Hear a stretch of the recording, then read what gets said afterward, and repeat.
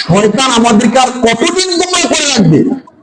মানে এই একটা অবস্থার মধ্যে যে এখন করার দরকার নাই, আর কিছুদিন পরে করো, এখন নামাজ পড়ার দরকার নাই, আবার কিছুদিন পরে করো, এখন দাঁড়িয়ে রাখার দরকার নাই, আর একটু যুদ্ধ হোক তখন দাঁড়িয়ে রাখো, এখন দাঁড়িয়ে রাখলে মানুষ টাকা বলবে, আঙ্কেল বলবে, কেমন দেখা যায়? তোমার বয়স তো মাত্র 30-40, এখন দাঁড়িয়ে রাখার বয়স হয় নাই, আরো কিছুদিন পরে দাঁড়িয়ে রাখো। এখনো মসজিদে যাওয়ার সময় হয় নাই, এখন ব্যবসা বাণিজ্য গুছাও, হ্যাঁ, নিজের কেরিয়ারটা ঠিক করো, এরপর নামাজ কালাম পড়ো।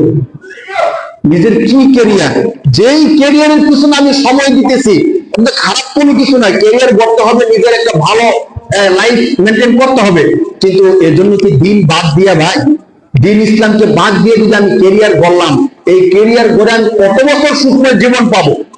যদি ধরেন 40 বছর বয়সে গিয়ে আমি সুন্দর স্বাচ্ছন্দ্যময় একটা জীবন পাইলাম, 40 থেকে নিয়ে 60-70-30 বছর আমি খুব ভালো চললাম, 30 বছর ভালো চইলা নামাজ কালাম সব বাদ দিয়া আখেরাতে যখন আমি পরকালে যাব, তখন কত বছর শাস্তি পাবো? পরিসংখ্যানকে আমরা মিলাইছি। আরে কবরের মধ্যে তো হাজার হাজার বছর শাস্তি পাইতে হবে। এই বিষয়গুলো আমরা কখন বুঝবো ভাই? কে বুঝাবে আমাকে? দেখেন, শুধু এতটুকু বোঝানোর জন্য রাসূলুল্লাহ সাল্লাল্লাহু আলাইহি ওয়াসাল্লাম তার সারা জিন্দেগি শেষ করে দিয়েছেন।